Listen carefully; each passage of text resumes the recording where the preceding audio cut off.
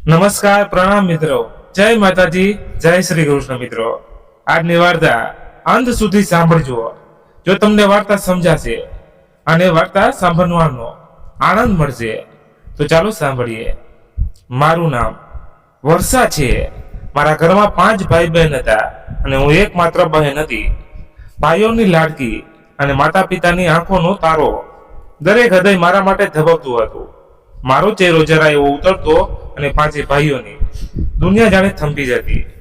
જો હું તાવમાં કહી દેતી કે મારે જમવું નથી તો એક ભાઈ ખીચડી બનાવવા લાગતો, બીજો નારિયેલ પાણી લઈ આવતો, ત્રીજો કપાળ અડીને તાપમાન જોતો અને બાકી બંને કંઈક ને કંઈક કરવામાં લાગી જતા. નાનપણથી મને એ સમજાઈ ગયું હતું કે હું કોઈ સાધારણ દીકરી નથી, હું સૌભાગ્યશાળી હતી. પરંતુ મારા મનમાં એક ડર પણ બેઠેલો હતો. સાંભળ્યું હતું કે જે વ્યક્તિ ઘરમાં સૌથી લાડલું હોય તેને સૌથી વધારે જોરથી સમયની થપ્પડ પડે છે. અમારા અડોશ પડોશમાં જ્યારે પણ કોઈ છોકરી રોતી દેખાતી અથવા કોઈ દીકરીને તેના સાસરાવાળા પાછી મોકલી દેતા તો મમ્મી મારા માટે પ્રાર્થના કરવા લાગતી અને મારા ભાઈઓ એક જ વાત કહેતા, જો કોઈએ અમારી બહેનને કંઈ કહ્યું તો અમે તો મરી જઈશું અથવા તો તને મારી નાખીશું. અને હું હસીને કહેતી, પહેલા કોઈ આવે તો ખરું. મારો નાનો ભાઈ અંકુર મારા લગ્નની વાતથી સૌથી વધારે ગુસ્સે થઈ ગયો હતો. અમે તારા લગ્ન નહીં થવા દઈએ, તું અમારી સાથે જ રહીશ. અને હું તેના ગાલ પર પપ્પી કરીને કહેતી, ગાંડો છે તું. શિક્ષણ મારી જિંદગીનું સૌથી પહેલું સપનું હતું અને મારા ભાઈઓનો સૌથી મોટો ગર્વ. જ્યારે મારું એમને પૂરું થયું તો આખા ઘરમાં જાણે દિવાળી હોય એમ ભાઈઓએ પોતપોતાની રીતે ખુશી મનાવી. કોઈએ મારા માટે દાગીના ખરીદ્યા, કોઈએ કપડાં અને સૌથી મોટા ભાઈ કપિલે મને ગળે લગાવીને કહ્યું, હવે અમે તારા માટે સૌથી સારો છોકરો શોધીશું. તું કોઈ સાધારણ વ્યક્તિના યોગ્ય નથી. હું હસી પડી, અરે હું ક્યાં રાજકુમારી છું? એટલે તે ગંભીર થઈને બોલ્યો, અમારા માટે તો તું કોઈ રાજકુમારીથી ઓછી નથી. વર્ષો થોડા દિવસો પછી રાતના જમ્યા બાદ પપ્પાએ મને પાસે બોલાવી. મમ્મી અને ભાઈઓ પણ બેઠા હતા. એક અજીબ શાંતિ હતી અને હું સમજી ગઈ કે કોઈ ખાસ વાત છે. પપ્પાએ નરમાઈથી કહ્યું, બેટા તારા માટે એક માગવું આવીશ છે અને અમને બધાને તે યોગ્ય લાગી રહ્યું છે, પરંતુ અમે તારી ઈચ્છા પણ જાણવા માંગીએ છીએ. મેં બધા તરફ જોયું અને ધીરેથી કહ્યું, પપ્પા મને તમારા ઉપર એટલો વિશ્વાસ છે કે મારે કોઈ પણ નિર્ણય પોતે લેવાની જરૂર નથી. જે તમને ઠીક લાગે એ જ મને મંજૂર છે. મમ્મીએ મારા કપાળ ઉપર ચુંબન કરીને કહ્યું, મારી દીકરી હંમેશાથી સમજદાર જ છે. ભાઈઓની આંખોમાં એક સંતોષ હતો. કપિલ ભાઈએ કહ્યું, તો પછી કાલે અમે આ કહી દઈએ. છોકરાનું નામ અનિલ હતું. તે ખૂબ જ પ્રમાણિક અને જવાબદાર બતાવવામાં આવ્યો. મેં અનિલનું નામ પહેલી વખત સાંભળ્યું હતું, પરંતુ મારા મનમાં કોઈ બેચેની હતી નહીં, કેમ કે જે લોકોએ મને નાનપણથી દરેક દુઃખ બચાવી તે લોકોની મારું ભવિષ્ય પસંદ કરવામાં ખોટો નિર્ણય કઈ રીતે લઈ શકે. બીજા દિવસે સંબંધ નક્કી થયો. અડોશ પડોશમાં બધે મીઠાઈઓ વહેંચાવા આવી. મારી બહેનપણીઓ ગળે વળગીને રોઈ પડી અને અંકુર જે હજી પણ મોઢું ફૂલાવીને બેઠો હતો આખરે બોલ્યો, જ્યારે અનિલ આવશે તો હું સૌથી પહેલા તેને કહીશ. જો તે વર્ષાને રોવડાવી તો હું તને નહીં. હું હસી પડી. તમે બધામાં મારા સુપર હીરો છો. લગ્નની કોઈ ચિંતા નહોતી, બસ એક વેદના હતી. એક નાનપણનું ઘર, એ ભાઈઓનો રૂમ, એ ખુશીઓના ભરેલા દિવસો, બધું પાછળ છૂટી રહ્યું હતું. રૂમમાં ચૂપચાપ બેસીને ઘણી વખત પોતાની ચોપડીઓ, રમકડા અને દિવાલ પર લાગેલા પ્રમાણપત્રોને જોયા કરતી. વિચારતી, શું હકીકતમાં હું એ જ વર્ષો છું જેની આંખોમાં ફક્ત સપના જ રહેતા હતા.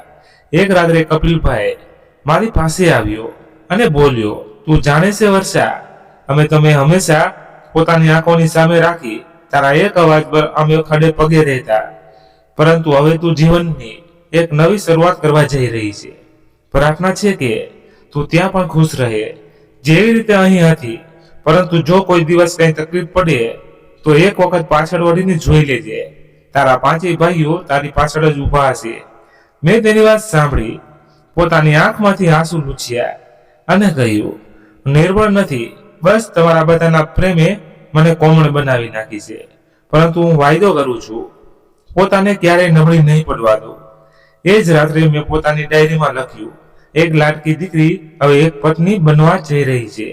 ખબર નહીં સાસરામાં એવો જ પ્રેમ મળશે કે નહીં, પરંતુ એક વાત નક્કી છે, હું એ વર્ષા છું જેને પ્રમાણિકતા અને ધૈર્ય વિસાવતામાં મળ્યું છે. આ એ સમય હતો તો જ્યારે હું પોતાના જીવનની એક નવી ચોપડી ખોલી રહી હતી. લગ્નની તારીખ નક્કી થઈ ગઈ હતી. ઘરમાં રોજ નવી નવી તૈયારીઓ થઈ રહી હતી. અનિલ વિશે હું બસ એટલું જાણતી હતી કે તે વિદેશમાં કામ કરે છે, સાઉદી અરબમાં. ચહેરે મોરે સારો દેખાય છે અને વાતચીતમાં સૌમ્યતા છે. મેં તેની સાથે 2 વખત ફોન પર વાત કરી હતી. ઔપચારિક પરિચય થયો. તે વધારે વાતો કરતો નહીં, બસ એટલું બોલ્યો, આશા છે કે તમને મારું ઘર સારું લાગશે. મારી માં અને બહેનો તમારી સાથે જલ્દી જ પડી જશે. મેં ટૂંકમાં જવાબ આપ્યો, હા, હું પણ પ્રયાસ કરીશ. લગ્નના દિવસે મારા મનમાં એક અજીબ ભાવના હતી. પિયરનો દરેક ખૂણો આંખોમાં વસેલો હતો. મેં પોતાની જાતને વારવાર સમજાવી, દરેક છોકરીને લગ્ન પછી બીજા ઘરે જવું જ પડે છે. લગ્ન થયા, વિધિઓ પૂરી થઈ અને આખરે જાનને વળાવવા આવી જેવા અમે અનિલના ઘરે પહોંચ્યા. મારું હૃદય જોર જોરથી ધબકવા લાગ્યું. ગાડી ઊભી રહી, દરવાજો ખુલ્યો, પરંતુ ના કોઈ મુસ્કાન, ના કોઈ અવાજ, ના કોઈ સ્વાગત.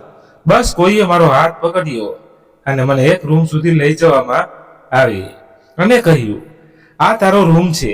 મારી સાથે કોઈ મહિલા અંદર ના આવી, ના ચા પાણી, ના કોઈ અભિવાદન. મને ઉપર એક અજીબ ભાર હતો, પરંતુ મેં પોતાની જાતને સમજાવી, કદાચ આ લોકોની રીત અલગ હશે, કદાચ આ એમનો રિવાજ હોય. થોડી વાર પછી દરવાજો ખુલ્યો. એક છોકરીએ માથું નમાવીને કહ્યું, અહીં બેગ રાખી દે. મેં હળવેકથી માથું હલાવ્યું. તે પાછી ફરી ગઈ. ના નજરો મેળવી, ના કોઈ વાત કરી. દિવસ ઢળી રહ્યો હતો અને હું સવારથી ભૂખી હતી. કોઈએ ખાવા માટે પણ પૂછ્યું નહીં.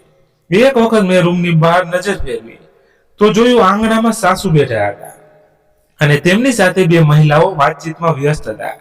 હું પાછી અંદર આવી અને દરવાજો બંધ કરી નાખ્યો. થોડી વાર પછી મેં હિંમત કરીને અનિલને ફોન કર્યો, તમે ક્યારે આવશો? તેમણે કહ્યું, બસ થોડી વારમાં. કઈ પ્રોબ્લેમ છે? મેં ધીરેથી કહ્યું, સવારથી કઈ ખાધું નથી. તે હસ્યા નહીં, બસ એટલું બોલ્યા, હું કંઈક લઈને આવું છું. જ્યારે અનિલ આવ્યા તો સાંજના 6 વાગી ગયા હતા. તેમણે આવતા જ પૂછ્યું, તે કંઈ ખાધું નથી? મેં કહ્યું, કોઈએ કંઈ પૂછ્યું જ નથી. તે બહાર ગયા, કોઈ સાથે વાત કરી અને પછી બોલ્યા, તું ખાઈ લે, હું ખાવાનું મંગાવી રહ્યો છું. જમવાનું આવ્યું. રોટલીઓ કડક હતી, શાક ઠંડુ, પરંતુ ભૂખની આગળ કોઈ ફરિયાદ કેવી? સાંજ પડી ગઈ હતી. મારી નણંદો એક એક કરીને રૂમમાં આવી. ઔપચારિક અભિવાદન કર્યું, 1-2 વાતો કરી અને પછી એક નણંદ બોલી, તારા કપડાં અને સામાન વ્યવસ્થિત ગોઠવી લે, જગ્યા ઓછી છે, અમારો સામાન પણ અહીં જ રાખેલો છે. મેં ધીરેથી કહ્યું, હા, મૂકી દઉં. બીજા દિવસે સવારે હું જલ્દી ઉઠી ગઈ. સવારમાં ઉઠીને પૂજા પાઠ કર્યા અને ગીતા વાંચી. જ્યારે બહાર આવી તો રસોડામાંથી અવાજ આવી રહ્યો હતો. સાસુ કહી રહ્યા હતા, જો નવી વહુ શું કરે છે કે બસ સજી ધજીને જ આવી છે. મેં સાંભળ્યું, પરંતુ અજાણ બની રહી. થોડી વાર પછી દરવાજો ખોલ્યો અને એક નણંદે કહ્યું, ચાલ રાતના વાસણ ધોઈ નાખ. મારા મનમાં આવ્યું કે કહી દઉં કે હું કાલે જ આવીશું, પરંતુ મોઢું બંધ રહ્યું. મેં ચૂપચાપ વાસણ સાફ કરી નાખ્યા. આંગણામાં કચરો વાળ્યો. કોઈએ પૂછ્યું નહીં, શું તને આ બધું આવડે છે? જાણે પહેલેથી જ બધું નક્કી હતું. બધાએ માની લીધું કે આ બધું કામ હવે મારે જ કરવાનું છે. બપોર સુધીમાં મેં ફક્ત 2 વાતો કરી. એક વખત સાસુને પૂછ્યું, હું કંઈ બનાવી નાખું? અને એક વખત નણંદને કહ્યું, આ કપડાં ક્યાં રાખવાના છે? બંને વખતે જવાબ એવા મળ્યા કે મારા પર કોઈ ઉપકાર કરવામાં આવ્યો હોય. બપોરે જ્યારે જમવાનું પીરસવામાં આવ્યું તો બધા પોતપોતાની થાળીઓમાં વ્યસ્ત હતા. કોઈએ કહ્યું રોટલી થોડી જાડી છે. બીજી વખત ધ્યાન રાખજે. મેં નજરો નીચી કરી લીધી. અનિલ ચૂપચાપ બેઠા હતા. કદાચ થાકી ગયા હતા અથવા તો તેમને ફરક નહોતો પડતો. સાંજે અમુક મહેમાન આવી ગયા, અમુક દૂરના સગા સંબંધી. મેં ચા બનાવી અને બિસ્કીટ રાખ્યા. પાછી ફરી તો નણંદે ધીરેથી કહ્યું, બીજી વખત કપ ઊંધા ન રાખતી, સારું નથી લાગતું. મેં માથું હલાવી નાખ્યું. ત્યાં સુધી હું થાકી ગઈ હતી. રાત્રે જ્યારે હું રૂમમાં પાછી આવી તો અનિલ બેઠા હતા. તેમણે પૂછ્યું, કેવો લાગ્યો તને પહેલો દિવસ? મેં થોડી વાર વિચાર્યું, પછી બસ એટલું કહ્યું, થોડો અલગ છે. તે બોલ્યા, સમયની સાથે બધું બરાબર થઈ જશે. અને લાઇટ બંધ કરી નાખી. એ રાત્રે નીંદર આવી નહીં. એક અજાણ્યો રૂમ, અજાણ્યા લોકો અને મનમાં એક અજીબ ખામોશી હતી. બીજા દિવસે રિસેપ્શન હતું. સવારથી જ ઘરમાં ચહેલ પહેલ હતી. પરંતુ મારા માટે એ દિવસ એવો ન હતો જેવો કોઈ નવી પરણેલી છોકરીઓને હોવો જોઈએ. બધું બરાબર થઈ રહ્યું હતું, પરંતુ કોઈના માટે ઉત્સાહ નહોતો કે નવી વહુનું રિસેપ્શન છે. મારા સાસુએ મને રૂમમાં બોલાવી અને કહ્યું, જો આ કપડાં પહેરી લેજે અને તારે બ્યુટી પાર્લરમાં જવાનું છે. ત્યાંથી દિનેશ કાકા તને લઈ જશે. મેં ચૂપચાપ માથું હલાવ્યું. તેમણે એક સિલાઈ કરેલી જોડી બેગમાં રાખી. ત્યારે દરવાજો ખુલ્યો અને મારી નાની નણંદ ક્રિષ્ના અંદર આવી. રૂમમાં પગ રાખતા જ તેણે કહ્યું, અરે મમ્મી, આ કપડાં તમે બેગમાં શું કામે રાખો છો? હવે બીજાની જેમ આને પણ માથા પર ન ચડાવી લેતા. પોતાનું કામ પોતે કરે. કોઈ મહારાણી નથી. એ હું જ્યાં બેઠી હતી ત્યાં સ્તનબંધ રહી ગઈ. પહેલી વખત કોઈએ મારા વિશે આવી રીતે વાત કરી હતી. મારા સાસુએ પણ તેને બોલતા રોકી નહીં કે ના કંઈ સમજાવી. બસ અઢી સ્માઇલ આપી અને બોલ્યા, બરાબર કહી રહી છે. આપણે કદાચ વધારે નરમ દિલના થઈ ગયા છીએ.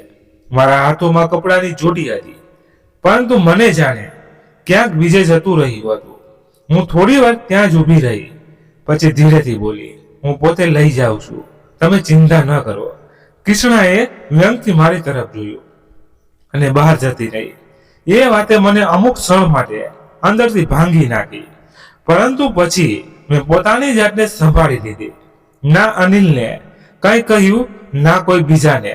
રિસેપ્શનની સાંજ બરાબર પસાર થઈ ગઈ. હું પોતે તૈયાર થઈને બહાર આવી અને બધા સાથે મુલાકાત કરી. બધાની નજરોમાં મારા ઉપર હતી. મહેમાનોની સામે બધું બરાબર લાગી રહ્યું હતું. રિસેપ્શન ઉપર પિયરવાળા પણ આવ્યા હતા. મેં પૂરી કોશિશ કરી કે મારા ચહેરાની ઉદાસી કોઈ જોઈ ન શકે. રિસેપ્શન પૂરું થયું તો બધા થાકીને પોતાના રૂમમાં જતા રહ્યા. હું રૂમમાં આવી તો અનિલ થોડી સ્માઇલ સાથે બોલ્યા, આજે તો સુંદર લાગી રહી હતી. મેં તેમને થેન્ક યુ કહ્યું અને બસ એટલું કહ્યું. અચ્છા, સારું થયું, બધું બરાબર પતી ગયું. અનિલે કહ્યું, તું પરેશાન લાગી રહી છે. મેં મોઢું ફેરવીને કહ્યું, ના, બસ નીંદર પૂરી નથી થઈ એટલે થોડા દિવસો આવી રીતે જ વીતી ગયા. ઘરમાં રોજ કંઈક ને કંઈક સાંભળવા મળી જતું. કૃષ્ણા ઘણી વખત કંઈક ને કંઈક કહી દેતી. આટલો સમય કેમ લગાડે છે તૈયાર થવામાં? જમવામાં મીઠું ઓછું હતું.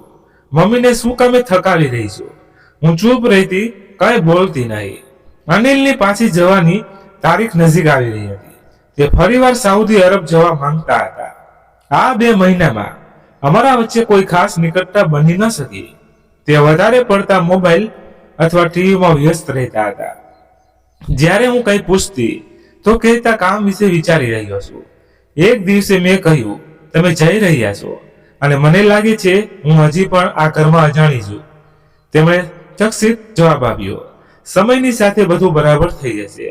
બધા સાથે આવું જ થાય છે. હું ચૂપ થઈ ગઈ. હું સમજી ગઈ હતી કે મારી વાતોનું અનિલ માટે કોઈ ખાસ મહત્વ નથી. એવું લાગતું હતું હું નાજુક હૃદયની છું અથવા તો સમયની પહેલા ફરિયાદ કરી રહી છું. મેં એક દિવસ પોતાના ભાઈને ફોન કર્યો, પરંતુ બસ હાલચાલ પૂછ્યા, કંઈ જણાવ્યું નહીં. તે બોલ્યો, વર્ષા, ત્યાં ગમતું ન હોય તો થોડા દિવસો માટે અહીં આવી જા. બધા તને ખૂબ જ યાદ કરી રહ્યા છે. મેં એક બહાનું બનાવી નાખ્યું. અહીં પણ થોડું કામ છે. મમ્મીએ ના પાડી છે. સાસુનો વ્યવહાર અનિલની સામે વ્યવસ્થિત રહેતો. તેઓ નરમાઈથી વાત કરતા, પરંતુ જેવા તે બહાર જતા મને કામોનું લિસ્ટ પકડાવી દેવામાં આવતું. કૃષ્ણા દર સમયે રસોડામાં કોઈને કોઈ ભૂલ કાઢી દેતી. એક દિવસ હું ચા બનાવી રહી હતી તો તે બોલી, સારું છે, હવે તને પણ અંદાજો આવી ગયો છે કે ફક્ત લાડ અને પ્રેમથી ઘર નથી ચાલતું, કામ પણ આવડવું જોઈએ. મેં ચા આપી અને અંદર જતી રહી. હું કોઈને કંઈ કહી પણ નહોતી શકતી, કેમ કે દરેક વાત પર એક જ જવાબ મળતો, નણંદો આવી જ હોય છે, સાસુ થોડા અસખત હોય છે, સમયની સાથે બધું ઠીક થઈ જશે. પરંતુ મહેસૂસ કરતી હતી કે સમય નહીં, ફક્ત સહન શક્તિ વધી રહી છે. અનિલને જવામાં હવે ફક્ત 5 દિવસ બાકી હતા. હું સાંજે રસોડામાં જમવાનું બનાવી રહી હતી. કૃષ્ણા આવી અને બોલી, હવે કંઈક સરસ બનાવ જેથી ભાઈને યાદ રહી જાય, પછી તો તને કોઈ પૂછશે પણ નહીં. મેં પહેલી વખત તેમની આંખો મેળવીને જોયું, પરંતુ કંઈ કહ્યું નહીં. બસ મનમાં એક વાત ઉભરાઈ આવી, કાશ અનિલ પોતે જોઈ શકે કે હું તું કેવી છું, તારી વાતો કેવી છે. મારી સામે ફક્ત ચૂપ રહેવાનો રસ્તો હતો. મેં મનમાં નિશ્ચય કર્યો કે જે પણ હોય હું મારા તરફથી કોઈ કમી નહીં રાખું. મારા લાડ પ્રેમ વાળા દિવસો ખતમ થઈ ગયા હતા. હવે હું ફક્ત એક પત્ની હતી, એક વહુ હતી અને એક મુખ દર્શક અનિલની વિદા કરવાના બાકી હતા. પરંતુ મેં પોતાને પહેલા જ જુદા કરી નાખી હતી. પોતાની અંદરની સચ્ચાઈ અને પોતાની જૂની વર્ષાને અનિલના જવાના દિવસો નજીક આવી રહ્યા હતા. દિવસના વધારે પડતો સમય તે બહાર દોસ્તો અથવા તો કાગળના કામોમાં વિતાવવા અને જ્યારે ઘરે આવતા તો થાકેલા લાગતા. હું કોશિશ કરતી કે ઓછામાં ઓછો સમય તેમને સાથે હસી ખુશી ગુજરે. તે જ દિવસોમાં કૃષ્ણનો વ્યવહાર બદલી ગયો હતો. પહેલા જે હર સમયે કડવી વાતો સંભળાવતી રહેતી, હવે રોજ આવીને બેસતી અને મને કહેતી, ભાભી, ભાઈ સાથે સમય વિતાવી લે, કામ અમે સંભાળી લઈશું. એક સાંજે અનિલ ઘરે આવ્યા તો કૃષ્ણા ચા લઈને આવી અને બોલી, ભાભી તો બસ તમારી સાથે સમય વિતાવવા માંગે છે. મેં કહ્યું, કામ પછી થઈ જશે. અનિલે મારી તરફ જોયું અને હસીને કહ્યું, જોયું, બધા તને કેટલો પ્રેમ કરે છે. મેં સ્માઇલ સાથે માથું હલાવ્યું, પરંતુ મનમાં એક સવાલ જરૂર ઉઠ્યો. આ એ જ કૃષ્ણા છે જેને 2 દિવસ પહેલા કહ્યું હતું કે તને કંઈ નથી આવડતું. સાસુ પણ એ દિવસોમાં કોમળ સ્વરમાં વાતો કરતા. એક દિવસ બપોરના જમવાના સમયે બોલ્યા, વર્ષા જમવાનું સારું બનાવે છે, ભગવાન ભલું કરે. હું હેરાન થઈ ગઈ, પરંતુ ચૂપ રહી. જ્યારે બધા લોકો ગયા તો કૃષ્ણાના રસોડામાં આવી અને બોલી, બસ ભાઈની સામે વાહવાહી મેળવી લઉં, પછી અસલિયત ખબર પડશે. મેં જાણે સાંભળ્યું જ નહીં. ગેસ બંધ કર્યો અને વાસણ ધોવા લાગી. સાંજે ફરી કૃષ્ણા બાળકો સાથે આવી ગઈ. કહેવા લાગી, તે તો ભાઈને ખુશ કરી નાખ્યા, પહેલા આટલા ખુશ ક્યારેય નથી જોયા. પછી હસીને બોલી, ભાભી જોજો, ભાઈના જતા જ બધું ભાભીપણું ખતમ થઈ જશે. અનિલે સાંભળી લીધું, હસીને કહ્યું, કૃષ્ણા મજાક પણ સમજી વિચારીને કરતી જા. એ રાત્રે અનિલે કહ્યું, મને લાગે છે કે તું અહીં સારી રીતે હળી મળી ગઈ છો, બધા તારાથી ખુશ છે. મેં કંઈ પણ કહ્યું નહીં. મનમાં બસ એક સવાલ હતો, ખુશી ક્યાં છે? આ બધું ફક્ત તમારી સામે કેમ થાય છે? 2 દિવસ પછી અનિલને જવાનું હતું. છેલ્લા દિવસે મેં તેમના માટે નાસ્તો તૈયાર કર્યો. તેમણે વખાણ કર્યા. કૃષ્ણાએ પણ કહ્યું, વાહ, લાગે છે ભાભીએ કોઈ ખાસ ટ્રેનિંગ લીધી છે. મેં બસ એટલું જ કહ્યું, બસ શીખવાની કોશિશ છે. અનિલ જતા રહ્યા. આખું જ ઘર જાણે ચૂપ થઈ ગયું અને સાથે કૃષ્ણાનો પ્રેમ પણ ખતમ થઈ ગયો. એ જ કૃષ્ણા જે રોજ આવીને ગળે મળતી હતી, હવે દરવાજેથી અવાજ દેતી, ચા બનાવી લો. અને જો જરા પણ મોડું થયું હતું તો બોલતી, થોડું કામ પોતે પણ શીખો. હર વખતે બીજાને બોલાવવા એ સારી વાત ન કહેવાય. સાસુએ પણ પોતાનું અસલી રૂપ દેખાડવાનું શરૂ કરી દીધું. સવાર થતા જ કહેતા, વાસણ સાફ કરી નાખ્યા, આજે આંગણું પણ વાળી નાખજે અને બપોરે દાળ ભાતની સાથે રાયતું પણ બનાવી નાખજે. હું માથું હલાવીને બધું કરતી, કેમ કે હું એ જ શીખીને આવી હતી કે ઘરના કામોમાં મદદ કરવી કર્તવ્ય હોય છે. એક દિવસ જ્યારે હું કચરો વાળી રહી હતી તો કૃષ્ણા આવી અને બોલી, આ કઈ રીતે છે? સફાઈ ની તમારા પિયરમાં આવી રીતે કરતા હતા? શું મેં નરમીથી કહ્યું, તમે જ કહો કેમ કરાય, હું એ રીતે જ કામ કરવા માંડીશ. તો એ બોલી, બહુ ચાલાક છો, ઘોડો ચહેરો બનાવીને બધાનું મન જીતવા નીકળીશો. એ દિવસે મેં સાસુને પૂછ્યું, શું હું 2 દિવસ માટે મારા પિયર જઈ શકું છું? બસ થોડું ચેન્જ મળી જાય. તેમણે કડક અવાજમાં કહ્યું, હમણાં જ આવીશું, તારે શું પરેશાની છે? ઘર સંભાળવાની. પહેલા જ છૂટી હું ચૂપચાપ પાછી રૂમમાં આવી ગઈ. ભાઈને ફોન કરવાનું મન થયું, પરંતુ પાછું વિચાર્યું, કઈ વાત પર એને બોલવું, ફક્ત એટલું કે હું થાકી ગઈ છું. આના પછી તેની દિનચર્ચા એવી જેવી થઈ ગઈ. સવારના સમયે ઉઠતી, પૂજા કરતી, રસોડું સાફ કરતી, ચા બનાવતી, પછી નાસ્તો, બપોર સુધીના બધા કામ. અને જો એક કામમાં પણ મોડું થઈ જતું તો કૃષ્ણા બોલતી, આ તો અમારા માથા પર ચડવાનો શોખ રાખે છે, નવી નવી આવી છે, પોતાને ખૂબ જ સમજદાર સમજે છે. ક્યારેક તે બાળકોને કહેતી, પોતાની મમ્મીને કહો થોડું હસી પણ લે, એવું લાગે છે જાણે કોઈએ દુઃખ ભરેલી સરિયલ ચાલી રહી હોય. હું હસતી નહોતી કેમ કે મારી પાસે ખુશીઓનું કોઈ કારણ હતું નહીં.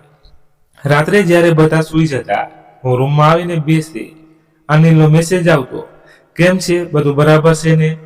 હું લખી દેતી, બધું બરાબર છે, તમારી કમી મહેસૂસ થાય છે. અનિલના ગયા પછી સાસરાવાળાઓનું વાતાવરણ વધારે બદલાઈ ગયું.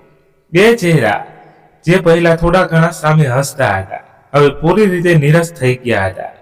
કૃષ્ણાની દિનચર્ચા બદલી ગઈ. સવારનો નાસ્તો, બપોરનું જમવાનું, સાંજની ચા, બધું મારા હવાલે. અને પછી આલોચના કરવી જાણે તેનો અહીં વધારે અધિકાર હોય. એક દિવસ સવારે અંકુરનો ફોન આવ્યો. તે બોલ્યો, વર્ષા, તારો અવાજ સાંભળવા માટે તરસી જઈએ છીએ, થોડા દિવસો માટે આવી જા ને. હું કંઈક કહેવાની હતી. તે સાસુના રૂમમાં આવી ગયા. મેં તરત વાત બદલી, હા ભાઈ, બધું બરાબર છે, બસ થોડી વ્યસ્ત છું. તેમણે સાંભળી લીધું હતું. ફોન મૂકતા સાસુએ કહ્યું, જો પિયરથી એટલો બધો લગાવ છે તો લગ્ન શું કામે કર્યા હતા? મેં મનમાં વિચાર્યું, શું લગ્ન પછી એક દીકરીનો પોતાના પિયર સાથે સંબંધ ઓછો થઈ જાય છે? ત્યારબાદ ભાઈ રોજ ફોન કરતા અને હું રોજ કોઈક નવું બહાનું બનાવી દેતી. સાસુની તબિયત ઠીક નથી, ઘરમાં ખૂબ જ કામ છે, બાજુમાં લગ્નમાં જવાનું છે, પરંતુ અંદરથી હું ધીરે ધીરે તૂટી રહી હતી. એક સાંજે કૃષ્ણા પોતાની લગ્ન થઈ ગયેલી બહેનપણીઓની સાથે આવી. બંને ચા પી રહી હતી અને હું ચૂપચાપ ગેસ પાસે ઊભી હતી. કૃષ્ણાએ અનુષ્કાને કહ્યું, ભાઈને ખબર પણ છે કે કેવી ભાભી લાવીને બેસાડી દીધી છે. એના ના વ્યવસ્થિત વાત કરવાનું આવડે છે, ના ખાવાનું બનાવવાનું. તેની બહેનપણી હસીને બોલી, આજકાલની છોકરીઓ તો બસ ચહેરો બતાવીને બધું મેળવવા માંગે છે. મારા મનમાં તો થયું કે સામો જવાબ આપી દો, પરંતુ ખામોશી મારી ઢાલ બની ગઈ હતી. રાત્રે વાસણ સાફ કરતા સમયે મારી આંગળીમાં ચીરો પડી ગયો. મેં પાણી બંધ કર્યું, હાથ ઉપર કપડું બાંધ્યું. કૃષ્ણા આવી ગઈ અને બોલી, હવે આના ઉપર પણ નાટક થશે, આ પણ નથી આવડતું. હું ચૂપચાપ રૂમમાં જતી રહી. બીજા દિવસે સવારે સાસુએ કહ્યું, આજે કપડાં પણ તું ધોઈશ, નોકરાણી નથી આવી. મેં ડોલમાં પાણી અને પાવડર નાખીને કામ શરૂ કર્યું. કૃષ્ણા ઉપર છતથી મને જોઈ રહી હતી અને બોલી, આટલો સમય લગાડી રહી છો, શું લગ્ન પછી પહેલી વખત પાણીમાં હાથ નાખ્યા છે? સાંજે ભાઈનો ફરીવાર ફોન આવ્યો. આ વખતે કપિલભાઈ હતો. વર્ષા, આ વખતે હું ખુદ આવી રહ્યો છું. સાસુ સાથે વાત કરવી છે, તને લઈ જવી છે થોડા દિવસો માટે, પણ ભલે તને મોકલી દે. મારું હૃદય જોરથી ધબકવા લાગ્યું. મેં કહ્યું, હમણાં ન આવતા, કદાચ મમ્મી ના પાડી દે, પછી જોઈએ. ફોન મૂક્યો જ હતો કે સાસુ રૂમમાં આવી ગયા. કહેવા લાગ્યા, તારા ભાઈઓ ખૂબ જ બેચેન રહે છે, વારે વારે આવવાની કોઈ જરૂર નથી. એને કહે હવે તારું આ ઘર આ છે, અહીંની થઈને રહે. એક દિવસ જ્યારે હું રૂમમાં કચરો વાળી રહી હતી, કૃષ્ણા દરવાજા પર ઊભી રહીને બોલી, મારા ભાઈને ખૂબ જ ભોળી પત્ની જોઈતી હતી, તે તો પોતાને પથ્થર બનાવી લીધી છે. ક્યારેક એ પણ ખતરનાક હોઈ શકે છે. મેં બસ એટલું કહ્યું. ચૂપ રહેવાની પણ પોતાની તાકાત હોય છે. તે હસી, તાકાત તને લાગે છે કે તું કંઈક બદલી શકે, બધું જેમ છે એમ જ રહેશે. હું ચૂપ રહી. કદાચ મારા ધૈર્યની પરીક્ષા હતી. એક દિવસ બપોરનો સમય હતો. હું આંગણામાં કપડાં ધોઈ રહી હતી. ક્રિષ્ના બાળકોની સાથે મોબાઈલ પર વિડીયો જોઈ રહી હતી. અચાનક તેણે ઊંચા અવાજમાં કહ્યું, મામી, તમારા હાથની રોટલીઓ પાતળી તો હોય છે, પરંતુ સ્વાદ નથી હોતો. કાલે દાદીએ જે રોટલી બનાવી હતી એ કેટલી સ્વાદિષ્ટ હતી. પછી તે હસવા લાગ્યા અને બાળકો પણ હસવા લાગ્યા. મેં પાણીનો નળ બંધ કર્યો, કપડાની ડોલ ઉપાડી અને ચૂપચાપ અંદર આવી ગઈ. બીજા દિવસે જ્યારે બધા ઘરની બહાર ગયા, મેં અનિલને ફોન કર્યો. હૃદય જોરથી ધબકી રહ્યું હતું, પરંતુ હવે ચૂપ રહેવાનો કોઈ અવકાશ ન હતો. ફોન ઉપાડતા તેમણે કહ્યું, કેમ છો? મેં ઊંડો શ્વાસ લીધો. અનિલ, તમારી સાથે વાત કરવી છે. હા બોલ, બધું બરાબર છે ને? નહીં, બસ થોડી વાતો તમને જણાવવા માંગુ છું. થોડી વાર માટે બંને ચૂપ રહ્યા. પછી મેં વાત શરૂ કરી. ક્રિષ્નાનો વ્યવહાર ખૂબ જ બદલી ગયો છે. તે રોજ કોઈને કોઈ વાત ઉપર ટીકા કરતી રહે છે. ક્યારેક જમવામાં, ક્યારેક કામમાં, સામે કંઈક બીજું અને પીઠ પાછળ કંઈક બીજું. અનિલ ચૂપ થઈ ગયા. મેં પોતાની વાત ચાલુ રાખી. તે હર સમયે મને નીચી દેખાડવાની કોશિશ કરે છે અને મમ્મી બા તેનો સાથ આપે છે. હું કંઈ નથી કહેતી, પરંતુ રોજ રોજના આ મેળા સહન કરવા સરળ નથી હોતા. થોડા સમય પછી તેમનો અવાજ આવ્યો, ઠંડો અને શાંત. જો વર્ષા, ક્રિષ્ના એવી નથી. હું તેને નાનપણથી ઓળખું છું. કદાચ તને કોઈ વાત ખોટી લાગી હોય, અથવા તો તે કંઈક વધારે ગંભીરતાથી લઈ લીધી હોય. મારું હૃદય જાણે ધબકારો ચૂકી ગયું. મેં કહ્યું, તમને સમજવાની કોશિશ તો કરો. આ રોજની વાતો મામૂલી નથી હોતી. અનિલે વાત કાપી નાખી. મારો મતલબ છે કે ઘરના નાના મોટા ઝઘડા બધી જગ્યાએ હોય છે. એને મન ઉપર લેવાની જરૂર નથી. તારે સમાયોજન કરવાનું શીખવું પડશે. મારી પાસે શબ્દ બચ્યા નહોતા. મેં બસ એટલું કહ્યું, ઠીક છે, અને ફોન મૂકી દીધો. એ રાત્રે મેં ખૂબ જ વિચાર કર્યો. મેં પહેલી વખત ફરિયાદ કરી હતી, એ પણ ખૂબ જ નરમ અવાજમાં, અને જવાબમાં મને બદલવાની સલાહ મળી. જાણે બધું જ મારી ગેરસમજ, મારી ના સમજી અથવા મારી સહનશીલતાની કમી હતી. આગલા દિવસની રોજની જેમ મેં નાસ્તો બનાવ્યો, રસોડું સાફ કર્યું. ક્રિષ્ના આવી અને મારા ચહેરા તરફ જોઈને બોલી, આજે ચૂપ કેમ છે? તે ભાઈને કહ્યું, કંઈ હતું? શું? હું ચોંકી ગઈ, પરંતુ ચહેરા પર શાંત ભાવ રાખ્યા. ના, ખાસ વાત નહીં. એ પાસે આવી અને ધીરેથી બોલી, આમ તો તને એક વાત કહેવી હતી. ભાઈને અમારી નાની નાની વાત જણાવવાની શું જરૂર હતી? અમે કોઈ અત્યાચારી થોડી છીએ. હું સમજી ગઈ હતી કે અનિલે આને વાત જણાવી દીધી છે. મેં બસ એટલું કહ્યું. મેં કાંઈ નથી કહ્યું, ફક્ત માર્ક કરી હતી. ક્રિષ્નાએ વ્યંગમાં હસીને કહ્યું, અમને બધી ખબર પડી જાય છે. તારી આંખો તારી જીભથી વધારે બોલે છે. ત્યાર પછીનો સમય હજી વધારે ભારી થઈ ગયો. સાસુ પહેલાથી ક્યાંક વધારે સખત થઈ ગયા. એક દિવસ બોલ્યા, જ્યારે પતિ સાથે ન હોય ને, ત્યારે જ વહુની સાચી હકીકત ખબર પડે છે. આ ઘર ત્યારે ચાલી શકશે જ્યારે તું પોતાના મનને મોટું કરીશ. મેં માથું નમાવ્યું અને વાસણ સાફ કરવા લાગી. મનની અંદર જાણે કંઈક તૂટવા લાગ્યું હતું. અંતરાત્માનો અવાજ વારવાર કહી રહ્યો હતો કે કંઈક ખોટું નહોતું કર્યું, તે સાચું જ કીધું હતું, પરંતુ સાંભળવા વાળો સાંભળવા જ માંગતો નહોતો. રાત્રે જ્યારે રૂમમાં આવી તો ભગવાન પાસે ના પ્રાર્થના કરી, ના ફરિયાદ કરી. બસ અંદર એક ઊંડો ચીસ ઉડી, એવી ચીસ જે બહાર નહોતી નીકળી શકતી, એવી ચીસ જે અવાજ ન બની શકે, ફક્ત શ્વાસમાં દબાયેલી રહે છે. મેં અરીસામાં પોતાને જોઈ, એ જ વર્ષા જે ક્યારેક ભાઈઓની પાસે હસતી હતી, હવે ચૂપચાપ અને ઉદાસ રહેવા લાગી હતી. વાસણ, કપડાં, આંગળું, આ જિંદગી એ નહોતી જેનો વાયદો કરવામાં આવ્યો હતો, પરંતુ મેં તેનો સ્વીકાર કરી લીધો હતો. કેમ કે હું જાણતી હતી હજી ઘણું બધું સહન કરવાનું બાકી છે. એ દિવસે સવારની શરૂઆત સામાન્ય દિવસો જેવી નથી. મેં રસોડામાં નાસ્તો બનાવ્યો, વાસણ ધોયા, આંગણું સાફ કર્યું. ક્રિષ્ના પોતાના બાળકોને તૈયાર કરી રહી હતી અને સાસુ આંગણામાં ખાટલા પર બેસીને કંઈક સિલાઈ કરી રહ્યા હતા. હું ચામાં ખાંડ નાખી રહી હતી કે અચાનક ક્રિષ્નાએ ઊંચા અવાજે કહ્યું, ચા બની ગઈ કે હજી પણ ભાઈને ભડકાવવામાં લાગેલી છો? મારા હાથ તો રોકાઈ ગયા. મેં માથું ઉપાડીને જોયું. તેનો ચહેરો ગુસ્સાથી ભરેલો હતો. મેં ધીરેથી કહ્યું, શું મતલબ છે તમારો? તે હસીને, મતલબ તો તું તારી રીતે જાણે છે. તું વિચારે છે કે ભાઈ તારા કહેવા પર અમારા વિરુદ્ધ થઈ જશે. નાનપણથી જાણું છું તેને કોઈ સ્ત્રીના કહેવામાં આવવાનો નથી. મેં ચાટ રેમાં મૂકી અને રૂમ તરફ આગળ વધી ગઈ. મારી પાછળ તેનો અવાજ હજી પણ આવી રહ્યો હતો. આ તો બહુ ચાલાક નીકળી. મોઢેથી ભોળી લાગે છે, પરંતુ વાતોથી ભાઈને આની વાતો સંભળાવવો પડશે.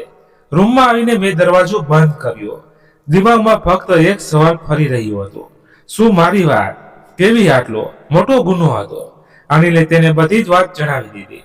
એ રાત્રે જ્યારે બધા સૂઈ ગયા, મેં એક વખત ફરીવાર અનિલને મેસેજ કર્યો, શું તમે મારી વાતો કૃષ્ણને જણાવી દીધી? જવાબ આવ્યો, મેં ફક્ત સમજાવવા માટે વાત કરી હતી. મને લાગ્યું કૃષ્ણા સુધરી જશે. મેં મોબાઈલ સાઈડમાં રાખ્યો અને પલંગ પર સૂઈ ગઈ. મનમાં થઈ રહ્યું હતું કે આ ઘરમાં કોઈના પર વિશ્વાસ કરવા જેવું નથી. જે માણસને હિંમત કરીને મારા મનની વાત કહી, એ જ વાત તેને જઈને એ જ લોકોને જણાવી દીધી, જેનાથી મને ફરિયાદ હતી. બીજા દિવસે કૃષ્ણા રસોડામાં ઊભી હતી અને શાકમાં મીઠું નાખી રહી હતી. તે ચમચી પછાડતા બોલી, તને લાગે છે કે તે ખૂબ જ મોટું કામ કરી લીધું. ભાઈને કહી દીધું, હવે શું થશે? લાગે છે કે તને એવું લાગે છે કે તું જીતી ગઈ છો. મેં શાંત સ્વરમાં કહ્યું, મેં જીતવાની કોશિશ નથી કરી, બસ હકીકત બતાવી છે. એ કટુકતાથી હસી, આ હકીકત નહીં ચાલે. અને સાંભળી લે, આ ઘરમાં જો કોઈએ પગ ફેલાવવાની કોશિશ કરી તો કાપી પણ નાખવામાં આવે છે. મારા હાથ ધ્રુજવા લાગ્યા. જમવાની સુગંધમાં હવે ધમકીની દુર્ગંધ ભરી ગઈ હતી.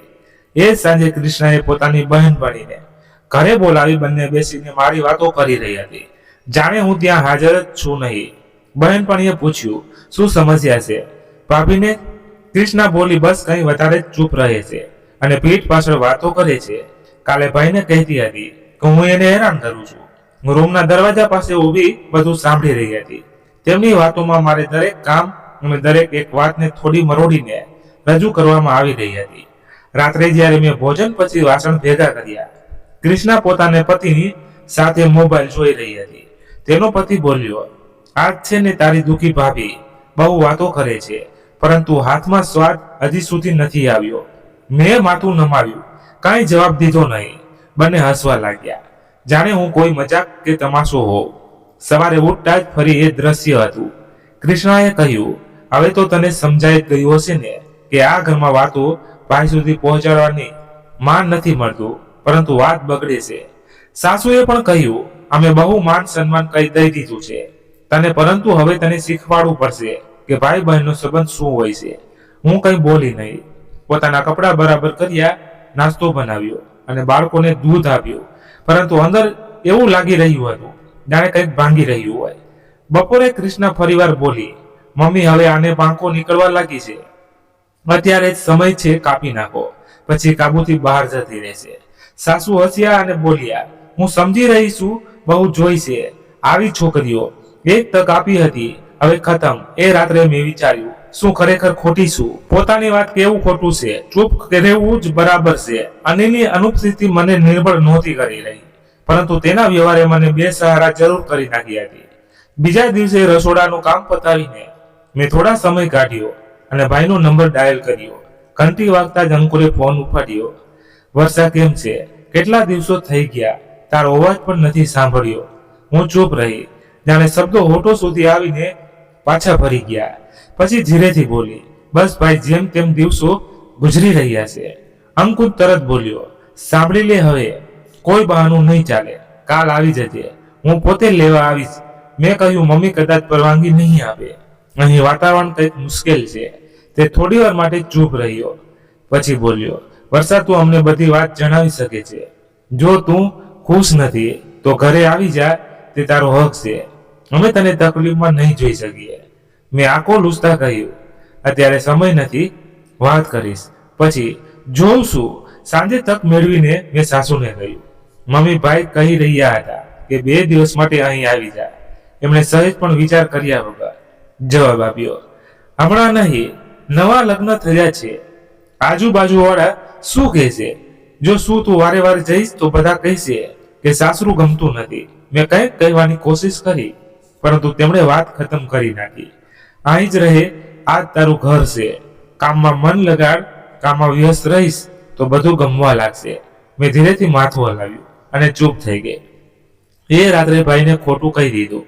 મમ્મીએ ના નથી પાડી, બસ થોડા મહેમાન આવવાના છે એટલા માટે રોકાઈ ગઈશું. અંકુર ચૂપ થઈ ગયો. કદાચ એ સમજી ગયો કે વાત કંઈક બીજી જ છે. રૂમમાં પાછી આવી તો કૃષ્ણ પોતાના પતિ સાથે હસી રહી હતી. જેવી જ હું અંદર ગઈ, બંને ચૂપ થઈ ગયા. મેં કંઈ અનુભવ્યું, પરંતુ અજાણ બની રહી. આગલી સવારે જ્યારે મોબાઈલ ચાર્જિંગ પર મૂક્યો અને ખોલ્યો તો મહેસૂસ થયું કે તેમાં કંઈક ન જોઈતું એપ ઇન્સ્ટોલ કરી એક ફોલ્ડરમાં મારા વીતેલા દિવસોના કોલ રેકોર્ડર પર પડેલા હતા. દિલ કંપી ગયું. એ કોલ પણ રેકોર્ડ હતો જેમાં મેં અંકુર સાથે વાત કરી હતી. હું તરત મોબાઈલ લઈને કૃષ્ણાના પતિ પાસે ગઈ અને પૂછ્યું, આ એપ કોણે ઇન્સ્ટોલ કરી? મારા મોબાઈલમાં આ બધું કઈ રીતે આવ્યું? એ હસીને બોલ્યો, બસ અમે સુરક્ષા માટે તમારા ભાઈ રોજ ફોન કરે છે. અમને પણ ખબર પડવી જોઈએ કે ઘરમાં શું ચાલી રહ્યું છે. મારો અવાજ ઊંચો થઈ ગયો. આ મારી નિજીતાનું ઉલ્લંઘન છે. કોની અનુમતિથી તમે આ બધું કર્યું? કૃષ્ણા પણ આવી ગઈ. બોલી, આટલી રાડો શું કામે પાડી રહી છે? અમને શંકા થઈ કે તું કંઈક યોજના બનાવી રહી છે. હવે ભાઈ સાથે શું શું વાતો થઈ રહી છે બધી ખબર છે. મારું માથું ફરવા લાગ્યું. સાસુ પણ બહાર આવી ગયા. કૃષ્ણા ગુસ્સામાં બોલી, મમ્મી જુઓ, આ આપણા ઉપર જાસૂસીનો આરોપ લગાડી રહી છે, જ્યારે પોતે આપણા જ ઘરમાં રહીને આપણા વિરુદ્ધ વાતો કરી રહી છે. સાસુએ તીખા સ્વરમાં કહ્યું, જો તને આ બધું સારું ન લાગતું હોય તો પોતાના પતિને કહે કે તારા માટે અલગ ઘર લઈ લે. અમે તો તે સન્માનથી રાખી અને હવે અમારા ઉપર જ સવાલ ઉપાડી રહી છે. મેં હાથ જોડીને કહ્યું, મેં કંઈ નથી કર્યું, બસ પોતાના ભાઈ સાથે મનની વાત કરી છે. અને એ પણ તમારા મનાઈ કર્યા પછી રોકાઈ ગઈ. આ બધું કરવું ખોટું છે. મારી પર્સનલ વાતો સાંભળવામાં આવી, એ પણ મારી પરવાનગી વગર. કૃષ્ણનો પતિ હસ્યો, તો શું થયું હવે? તું આ ઘરનો એક ભાગ છે. તારી વાતો અમારી વાતો છે. મારી ધીરજ હવે ખૂટી ગઈ હતી. હું રડતા રડતા બોલી, શું હું કોઈ કેદી છું?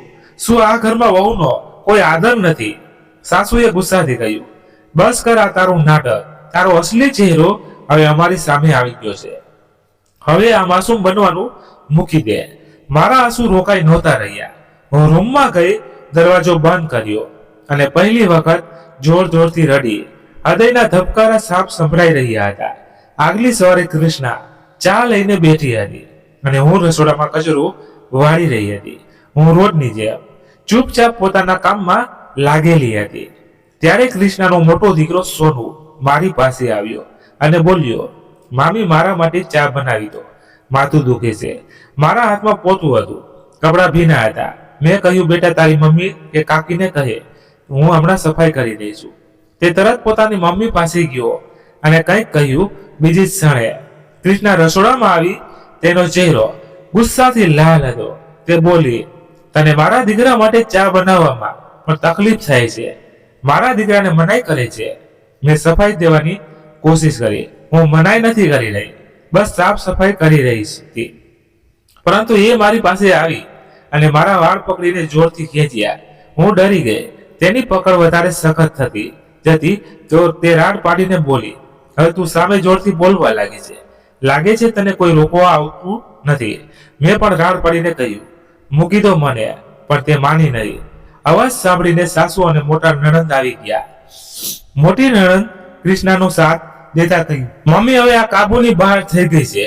એ પોતાના પતિને ભડકાવે છે, બાળકો સાથે ખરાબ વ્યવહાર કરે છે. હવે આ બધું સહન નથી થતું.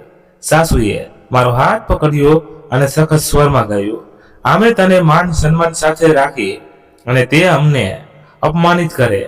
હવે નીકળી જા અમારા ઘરમાંથી. હું દંગ રહીને તેમના ચહેરા જોતી રહી ગઈ. મેં હાથ જોડીને કહ્યું, એવું ન કરો. મારા પતિ બહાર છે. મારા ભાઈઓ શું વિચારશે? મોટી નણંદે દરવાજો ખોલ્યો અને કૃષ્ણા અને મારા સાસુએ મને ધક્કો મારી દીધો.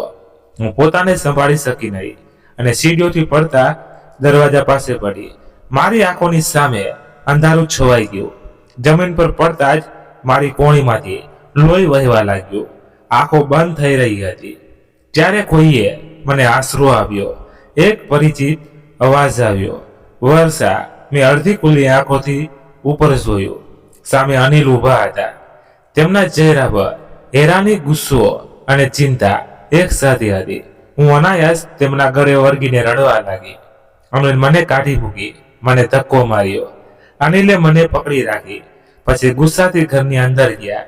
અંદર પગ રાખતા ઊંચા અવાજમાં બોલ્યા, આ બધું શું થઈ રહ્યું છે? બધા ચોંકી ગયા. કૃષ્ણા ચૂપ થઈ ગઈ. સાસુએ સફાઈ આપી, બેટા તું ખોટા સમય પર આવી ગયો. આ સ્ત્રી તારી પત્ની અમારા વિરુદ્ધ વાતો કરે છે, બાળકો સાથે દુર્વ્યવહાર કરે છે, ઘરનું વાતાવરણ બગાડી રહી હતી. અનિલની આંખો લાલ થઈ ગઈ હતી. તમે લોકોએ આને ધક્કો મારીને કાઢી, મારી પત્નીને. તમને બધાને શરમ આવી જોઈએ. કૃષ્ણા ધ્રુજતા અવાજે બોલી, ભાઈ એ તને અમારા વિરુદ્ધ કરી રહી હતી. અમે તો બસ અનિલને વચ્ચેથી જ તેની વાત કાપી નાખી. બસ કર કૃષ્ણા, તમે મારી ગેરહાજરીમાં શું શું કર્યું હું બધું જાણી ગયો છું. મારી ફ્લાઇટની કાલની હતી, પરંતુ હું 2 દિવસ પહેલા જ આવી ગયો હતો. આજે ઓફિસેથી સીધો ઘરે આવ્યો અને વર્ષાને આ હાલતમાં જોઈ. આજ છે તમારો આદર વહુ માટે. સાસુએ નરમીથી કહ્યું, બેટા તને કોઈ ગેરસમજ થઈ છે. અનિલે સખત અવાજમાં કહ્યું, ગેરસમજણ મને નહીં, તમને લોકોને થઈ છે. તમે લોકો સમજતા રહ્યા કે હું કંઈ નથી જાણતો, પરંતુ આજે બધું સાફ થઈ ગયું. તેમણે મારી તરફ જોયું, મારી ઘાયલ કોણી પકડી અને કહ્યું, ચાલ વર્ષા, હવે તું અહીં એક પળ પણ નહીં રહે. હું ચૂપચાપ તેમની સાથે ચાલવા લાગી. દરવાજાને પાર જતા મેં પાછળ વળીને જોયું, જ્યાં ક્યારેક મેં પોતાનું ઘર વસાવવાનું સપનું જોયું હતું. આજે ત્યાં ફક્ત અપમાન અને પીડા બાકી હતી. અનિલે મારા માટે દરવાજો ખોલ્યો, મને કારમાં બેસાડ્યો. ગાડી ચાલુ કરતા સમયે બોલ્યા, હવે હું બદલી નાખીશ. પોતાને કરવામાં આવેલી ભૂલોનું પ્રાયશ્ચિત કરીશ, પરંતુ તને હવે બીજા કોઈની દયા પર નહીં મૂકું. મેં નજરો નીચી કરી અને દિલમાંથી એક દુઆ નીકળી, હે ભગવાન, હવે કંઈક દેવું હોય તો બસ શાંતિ દેજો. જેવી જ ગાડી ઊભી રહી, અનિલે દરવાજો ખોલ્યો અને મને હાથ પકડીને બહાર કાઢી.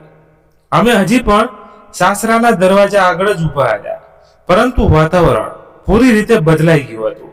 અંદર દાખલ થતા જ અનિલની નજર કૃષ્ણા અને મોટી નણંદ ઉપર પડી, જે અંદરો અંદર કંઈક વાતચીત કરી રહ્યા હતા. અનિલનો અવાજ ગુંજ્યો, મમ્મી ક્યાં છે? સાસુ રૂમમાંથી બહાર આવ્યા. ચહેરા ઉપર તે જ બનાવટી મુસ્કાનથી જે કૃષ્ણાનું જૂઠાણું છુપાવવા માટે અપનાવવામાં આવતી હતી. તેમણે કહ્યું, બેટા તું બેસ, હું બધું સમજાવું છું. અનિલે કઠોર અવાજમાં કહ્યું, બેસવાની પહેલા જવાબ જોઈએ. મારી પત્નીને કયા અધિકારથી દરવાજાથી ધક્કો મારવામાં આવ્યો? જ્યારે મેં તેને ઊભી કરી, એનું લય વહી રહ્યું હતું. કૃષ્ણા આગળ આવી અને બોલી, ભાઈ એ તને કંઈક બીજું જ જણાવશે, પરંતુ હકીકતમાં એ છે. અનિલે હાથ ઊંચો કરીને એને જ રોકી. બસ હવે એક શબ્દ વધારે નહીં. મેં બધું જ પોતાની આંખોથી જોઈ લીધું છે. તમારા બધાના ચહેરા પરથી પડદો હટી ગયો છે. સાસુએ ધીમા અવાજમાં કહ્યું, ત્યારથી તું આટલો મોટો નિર્ણય લેવા લાગ્યો છે. અમે તને જન્મ આપ્યો, ઉછેરીને મોટો કર્યો, અને હવે એક સ્ત્રી માટે પોતાની માને આવી રીતે સંભળાવીશ. અનિલે ઊંડો શ્વાસ લીધો અને શાંત પરંતુ દ્રઢ અવાજમાં કહ્યું, મમ્મી, જો તમે માં છો તો શું આ ઘરમાં આવેલી એક બીજી દીકરીની કોઈ આબરૂ નથી? મેં વર્ષાને ફક્ત સાંભળી જ નથી, પોતાની આંખોથી જોઈ. તે દરવાજા પર પડેલી હતી. મોટી નણંદ બોલી, અમે તો બસ એટલું જ કહ્યું હતું કે તારી પત્ની ગેરવર્તન કરી રહી હતી. એ તારા નામ પર અમને નીચા દેખાડી રહી હતી. અનિલનો અવાજ વધારે તેજ થયો. શું તમે બધાએ ક્યારે વિચાર્યું કે એ દિવસ રાત શું કરતી હતી, શું સંભાળતી હતી, શું સહન કરતી હતી? અને મેં હંમેશા તમારા બધાની વાતો પર વિશ્વાસ કર્યો. વર્ષા ચૂપચાપ ઊભી રહી. આજે તે કંઈક કહેવા નહોતી માંગી. અનિલે આગળ વધીને મારી તરફ જોયું અને કહ્યું, વર્ષા, મને માફ કરી દે. જ્યારે તને મારી સૌથી વધારે જરૂર હતી ત્યારે હું તને એકલી મૂકીને જતો રહ્યો. હું હકીકતને ઓળખી ન શક્યો, બસ સંબંધો સાચવતો રહ્યો. મેં માથું નમાવીને ફક્ત એટલું જ કહ્યું, મેં ક્યારેય તમારી પાસે ન્યાયની આશા છોડી નથી, પરંતુ ખૂબ જ લાંબી રાહ જોવડાવી. તમે અનિલ મારી તરફ આગળ વધ્યા. હવે આ સમય બદલવાનો છે. મમ્મી, તમારી સાથે એક બીજી વાત કરવી છે. સાસુ ચૂપચાપ ઉભા રહ્યા. અનિલે કહ્યું, હું વર્ષાને આ ઘરમાં હવે એક દિવસ માટે પણ નહીં રાખી શકું. અમે અલગ રહીશું. એ ઠીક છે, કૃષ્ણાએ વ્યંગમાં કહ્યું. તો હવે આ વહુ જીતી ગઈ. અનિલે નજર ઉપાડી. આ હાર જીતની વાત નથી, આ માણસાઈની વાત છે.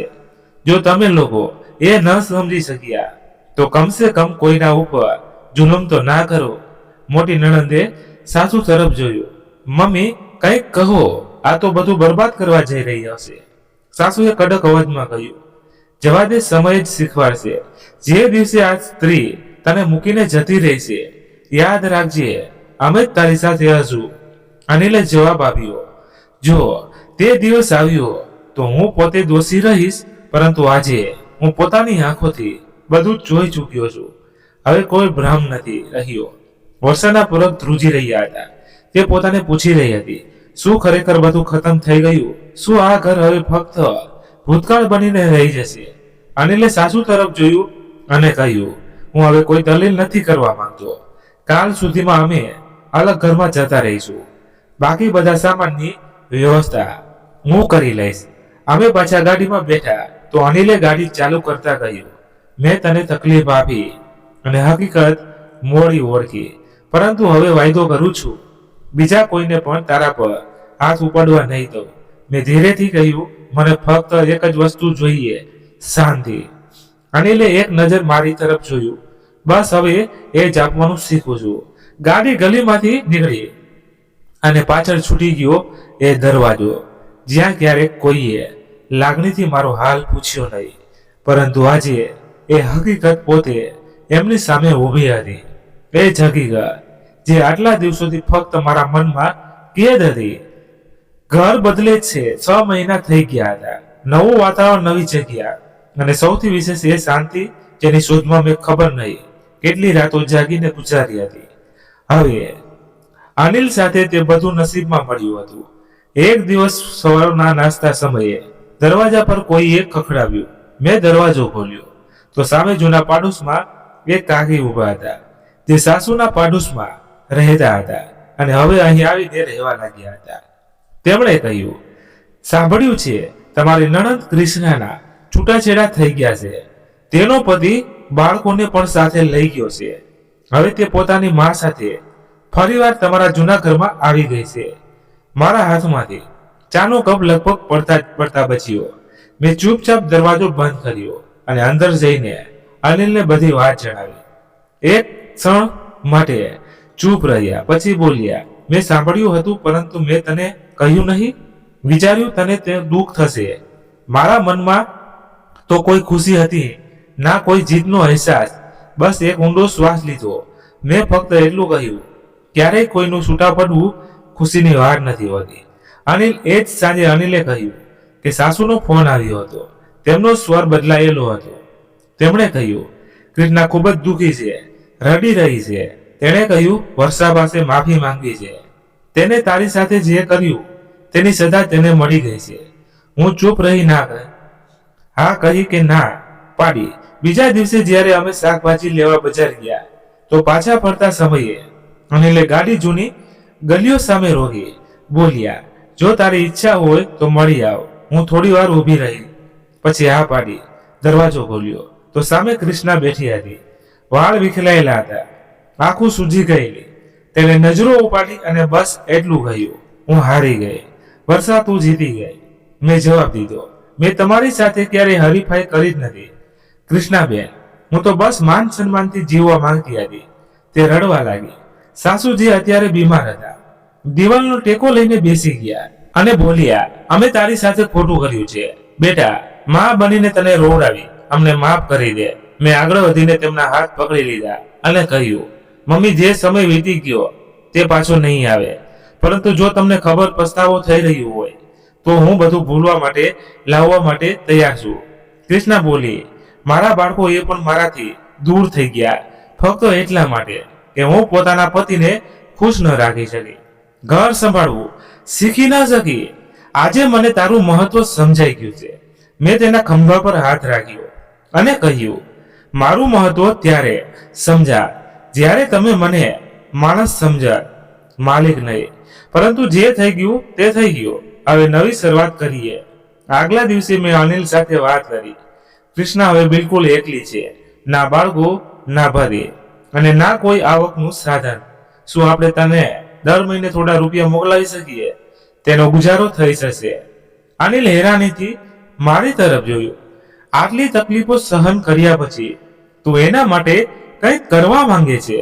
મેં કહ્યું, મને મારા ભાઈઓએ એ જ શીખડાવ્યું છે, કોઈને તકલીફ ન આપો, ભલે તેને મને એટલું દુઃખ કેમ ન આપ્યું હોય. અને તે સ્ત્રી એક માં પણ છે, બાળકો તેનાથી દૂર છે. જો આપણે મદદ કરી શકીએ તો કેમ નહીં? એ જ અઠવાડિયે અનિલ પોતાના લેખાકાર સાથે વાત કરીને કૃષ્ણ માટે દર મહિનાનો ખર્ચો નક્કી કરી નાખ્યો. સાથે જ એક વકીલથી બાળકોની અભિરક્ષા માટે આવેદન પણ તૈયાર કરાવડાવ્યું. હું કૃષ્ણાની સાથે ન્યાયાલય ગઈ. તેના ચહેરા પર જે ઉદાસ હતો તેમાં હવે હળવી ચમક આવી ગઈ. ઘણા અઠવાડિયા વીતી ગયા. એક દિવસ કૃષ્ણા અમારા ઘરે આવી અને બાળકો સાથે સમય વિતાવ્યો. જાતા સમયે તેણે કહ્યું, વર્ષા, તારું હૃદય મારા માટે એક અરીસો છે. હું આજે પણ વિચારું છું, જો તું મારા જેવી હોત તો કદાચ આજે હું રસ્તા ઉપર હોત. મેં હસીને કહ્યું, હું પણ માણસ છું. ફરક બસ એટલો છે કે મેં ધૈર્યને પોતાનો અવાજ બનાવ્યો, ચીસને નહીં. તે ઊભી રહી, મારા હાથ પકડ્યા અને કહ્યું, ધન્યવાદ. તે મને હારથી જીત તરફ જવાનો રસ્તો દેખાડ્યો. મેં દિલથી કહ્યું, હવે ફક્ત પોતાના છોકરાઓ માટે પોતાને મજબૂત બનાવો, બાકી બધું સમય પર મૂકી દો. સમયે આપણને અહીં લાવીને ઊભા કર્યા છે, જ્યાં ક્યારેય આગ લગાવવા વાળી પોતે રાખ બની ગઈ હતી, પરંતુ મેં તે રાખ બનવા દીધી નહીં. તેને માટીમાંથી ઊભી કરીને ફરીવાર જીવવાનું સાહસ આપ્યું. આ જ તાકાત હતી જે મને ક્યારેય મારી નબળાઈ લાગતી હતી. માફી અને સમય ધીરે ધીરે જીવન પોતાની ગતિમાં પાછું ફરી રહ્યું હતું. અમારા નવા ઘરને હવે 2 વર્ષ થઈ ગયા હતા. અનિલ હવે રોજ રોજ સાંજે બાળકો માટે કંઈક ને કંઈક લઈને આવતા હતા. ક્યારેક આઈસ્ક્રીમ, ક્યારેક નાસ્તો, ક્યારેક વાર્તાની ચોપડીઓ. અમારું નાનકડું એવું ઘર હવે શાંતિથી ભરેલું હતું. એ શાંતિ જે ઘોંઘાટથી નહીં પરંતુ સન્માનથી જન્મ લે છે. મારા ભાઈઓ પણ મારી શાંતિપૂર્વક જિંદગીથી ખૂબ જ ખુશ હતા. ક્યારેય તેઓ મારા ઘરે આવતા, ક્યારેય હું તેમના ઘરે જતી હતી. ભગવાને અમને 2 દીકરાઓનો આશીર્વાદ આપ્યો હતો. અનિલ, જે પહેલા એક શાંત સ્વભાવના પતિ હતા, હવે છોકરાઓના સૌથી સારા દોસ્ત બની ગયા હતા. રાત્રે સુવાથી પહેલા તેઓ તેમને વાર્તા સંભળાવતા બેસતા અને ઘણી વખત પોતે પણ તેમની સાથે સૂઈ જતા. કૃષ્ણા હવે સ્થાયી રૂપથી પોતાની મમ્મી સાથે રહેતી હતી, પરંતુ હાલત બદલી ગયા હતા. હવે તે કોઈના ઉપર બોજ નહોતી. બાળકોને મહિનામાં 2 વખત મળવાની અનુમતિ હતી અને જ્યારે પણ તેઓ આવતા તેના ચહેરા પર શાંતિ ઉભરાઈ આવતી. એક દિવસ તેણે મને ફોન કર્યો, વર્ષા, મેં તારી પાસેથી ઘણું શીખ્યું, ખાસ કરીને સહનશીલતાનું મહત્વ. જો હું તારી જગ્યાએ હોત ને તો કદાચ તને ક્યારેય પણ માફ ન કરી શકા. મેં જવાબ આપ્યો, જ્યારે માણસ માફ કરી દેશે તો તે પોતે પણ મુક્ત થઈ જાય છે. મેં તમને માફ કર્યા જેથી પોતાને આઝાદ કરી શકે. હું દર અઠવાડિયે એક નાનકડી સ્કૂલમાં મહિલાઓને સિલાઈ અને ભરતકામ શીખવાડતી હતી. આ કલા મેં પોતાના સાસુ પાસે બેસીને શીખી હતી. હવે હું તે જ કૌશલ બીજી મહિલાઓને આત્મનિર્ભર બનવા માટે શીખવાડી રહી હતી. એક દિવસે એક યુવા છોકરીએ પૂછ્યું, તમે બધું કઈ રીતે સહન કરી લીધું? મેં કહ્યું, સહનશીલતાની સાથે સાહસ પણ હોવું જોઈએ. અનિલ ઘણી વખત કહેતા, જો તે સમયે તું બધું મૂકી દે તો કદાચ હું જીવનભર અંધારામાં જ રહી જાય. તે મને એ હકીકત દેખાડી જે હું જોવા જ નહોતો માંગતો. હું હસીને કહેતી, તમને હકીકત દેખાડવા માટે હું પોતાને ખોવા નહોતી માંગતી. હું બસ તમને અને પોતાના બચાવમાં માંગતી હતી. આ બધું કહેતા સમયે મને હંમેશા યાદ રહે છે, જે કંઈ પણ મારી સાથે થયું એ મારી પરીક્ષા હતી. પરંતુ એ પરીક્ષામાં મેં ફક્ત પોતાને જ નહીં, પોતાના ભાઈઓને ઉછેર, પોતાની માની દુઆઓ અને પોતાના ધૈર્યને સાથે લઈને સફળતા મેળવી. આજે જ્યારે હું બાળકોને સુવડાવું છું અને તેમના માથા પર હાથ રાખું છું, તો દિલથી બસ એક જ દુઆ નીકળે છે, હે પ્રભુ, કોઈ પણ દીકરીને એ પીડા ક્યારેય પણ ન આપજો જે એને ચૂપ રહીને સહન કરવી પડે. દુનિયા કર્મોનું ફળ છે, જે કરશો એ જ પાછું ફરીને આવશે. હવે મારી પાસે બધું જ છે, પરંતુ સૌથી કિંમતી ચીજ જે મારી પાસે છે એ અહેસાસ છે કે મેં પોતાની જાતને ક્યારેય પણ ગુમાવી નથી. ભલે દુનિયા મને નીચી પાડવા ઉતારવું હોય, આ જ મારી સાચી સફળતા છે અને આ જ મારો સંદેશ છે. તો મિત્રો, વાર્તા સમાપ્ત થાય. તમારું મંતવ્ય કોમેન્ટમાં જણાવો અને વાર્તા પસંદ આવી હોય તો પ્લીઝ એક લાઈક કરી અને તમારા મિત્રો સાથે શેર કરજો. ધન્યવાદ. ફરી મળીએ નવી વાર્તા સાથે. ત્યાં સુધી બધા મસ્ત રહો, તંદુરસ્ત રહો. જય માતાજી, જય દ્વારકાધીશ. હર હર મહાદેવ, મહાદેવ, મહાદેવ. જય શ્રી રામ, જય બજરંગ બલી. અને આ મિત્રો, આ વાર્તા ઘણી લાંબી હતી, તો મિત્રો અહીંયા સુધી તમે સાંભળી તેના બદલ ખૂબ ખૂબ દિલથી આભાર. અને મિત્રો, આ વાર્તામાં અમારાથી ક્યાંય પણ કોઈ જાતની કાંઈ ભૂલ હોય તો ચોક્કસ તમે અમને કોમેન્ટ કરીને દર્શાવો, એટલે અમને પણ જાણ થાય, અમને પણ ખુશી થાય. અને મિત્રો, અમે તમારી દરેક કોમેન્ટો વાંચીએ છીએ અને જવાબ પણ આપીએ છીએ. તમારી સારી સારી કોમેન્ટો અમને આગળની વાર્તા લાવવામાં ઘણો આનંદ અપાવે છે. તો મિત્રો, સારી સારી એવી કોમેન્ટો કરતા રહો અને તમારા મિત્રો સાથે શેર કરતા રહો. અમે પણ તમારા માટે સારી સારી વાર્તાઓ નવી નવી લાવતા રહીએ. Thank you so much.